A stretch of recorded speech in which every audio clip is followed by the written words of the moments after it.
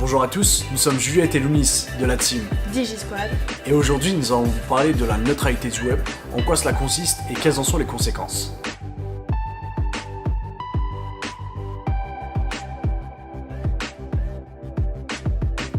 « 2018 marque le début de grands changements sur le web, vous avez certainement dû en entendre parler, avec la régulation des fake news, la loi RGPD ainsi que l'abrogation de la neutralité du web. Aujourd'hui, on va s'intéresser à ce dernier sujet, mais avant de commencer, qu'est-ce que la neutralité du web? Pourquoi l'abroger et quelles en sont les conséquences? Imaginez-vous vivre une journée sans la neutralité du web, une journée où votre navigation serait bridée, pire encore, votre pensée serait contrôlée et manipulée par les opérateurs et les géants du web. Bon, ça fait un peu chaotique, mais c'est un peu ça. Alors qu'est-ce que la neutralité du web? Alors la neutralité du web, c'est tout simplement la liberté de pouvoir naviguer sur n'importe quel site avec un même débit garanti. Afin d'avoir accès aux informations recherchées en ligne, nous devons passer par un fournisseur d'accès Internet. En France, nos fournisseurs d'accès Internet sont SFR, Free, Orange pour ne citer que. Afin de nous faire parvenir ces informations, le fournisseur Internet met à notre disposition une bande passante. Définissons cette bande passante comme étant un gros canal par lequel passent toutes les informations. En effet, toutes les informations passent par ce canal sans différenciation, que ce soit de type, de source ou même de contenu. Plus grossièrement, si je veux regarder un contenu sur Netflix, une vidéo sur YouTube ou lire un article sur un blog, eh bien ces informations-là me sont envoyées par la bande passante et me sont envoyées à la même vitesse d'exécution. Ces contenus qui me sont envoyés me sont transmis par des paquets. Et ces paquets-là ne sont pas différenciés dans la bande passante. Et ce, peu importe la source et le type de contenu. Le chargement du contenu sur le site internet source devra être traité de la même manière pour tous les sites internet. Mais alors tous les sites internet? Oui, tous. Cette neutralité du net est en vigueur en France depuis la loi du 27 octobre 2015, votée par le Parlement européen, et nommé le paquet de télécommunications. Mais en quoi consiste cette loi? Eh bien c'est tout simple. Cette loi assure que la neutralité du net exclut toute discrimination dans la gestion de l'information transmise contre la source ou le type de contenu transmis sur le réseau. Ainsi, ce principe garantit que l'utilisateur a accès à tout type de contenu librement. C'est la liberté Internet. Bien qu'aujourd'hui cette neutralité du web paraisse pour nous une liberté primaire et significative du fait qu'elle soit rentrée dans les mœurs, celle-ci est de plus en plus remise en question.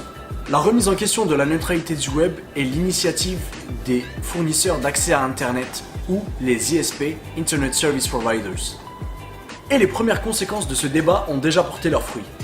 En effet, aux États-Unis, le 14 décembre 2017, a été votée une loi pour l'abrogation de la neutralité du web aux États-Unis. USA! USA!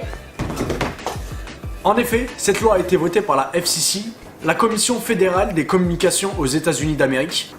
Donc c'est tout simplement la commission qui régule les télécommunications.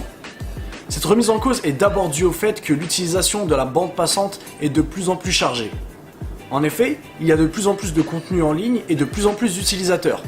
Nous avons remarqué aussi qu'il y a de plus en plus de contenus qui utilisent une grande partie de la bande passante. On prend l'exemple du géant Netflix qui utilise aux heures de pic aux États-Unis 34% de la bande passante, soit plus d'un tiers. De quoi rendre les fournisseurs très mécontents. No, God! Étant en France, on va prendre l'exemple d'Orange. Orange, fournisseur d'accès à Internet en France, produit du contenu vidéo et possède sa propre plateforme de streaming qui est Orange VOD. Le type de contenu produit par Orange VOD, se retrouve finalement perdu dans la masse de tous les paquets envoyés dans la bande passante.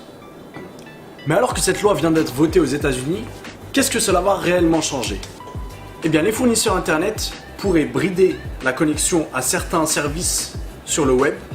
Afin de pouvoir naviguer sur certains services, eh bien, il faut tout simplement payer mensuellement une certaine somme afin d'avoir accès à ce service. Les informations auxquelles nous aurons accès seront triées par ce fournisseur. On prend très rapidement l'exemple de SFR en France. SFR, le fournisseur d'accès à Internet, est géré par le groupe Altice. Et ce groupe Altice possède lui-même plusieurs médias, dont BFM TV, BFM Business, RMC. S'il y a une abrogation de la loi neutralité du web, eh bien finalement, ce fournisseur pourra très bien brider les autres informations et mettre en avant sa propre chaîne d'information. Donc là, on est en droit de se demander, eh bien, l'information sera-t-elle ou pas manipulée? Et en finalité, les pensées seront-elles ou pas manipulées? Personnellement, je pense qu'il est vraiment dommage d'arriver à cette exploitation de l'information. Car si on se retrouve en fait à payer afin d'avoir accès à différents contenus en ligne, eh bien les personnes plus aisées auront accès à l'information, et puis les personnes beaucoup moins aisées, finalement, auront beaucoup moins accès à cette même information. Je peux très bien concevoir que les pratiques internet soient très critiquées. Mais finalement, et pour pas faire de phrases de bisounours, on n'est jamais plus égaux que sur internet. Et si jamais l'abrogation arrive en France... Run. Merci à tous d'avoir regardé notre vidéo, on espère qu'elle vous aura plu autant qu'à nous de la produire.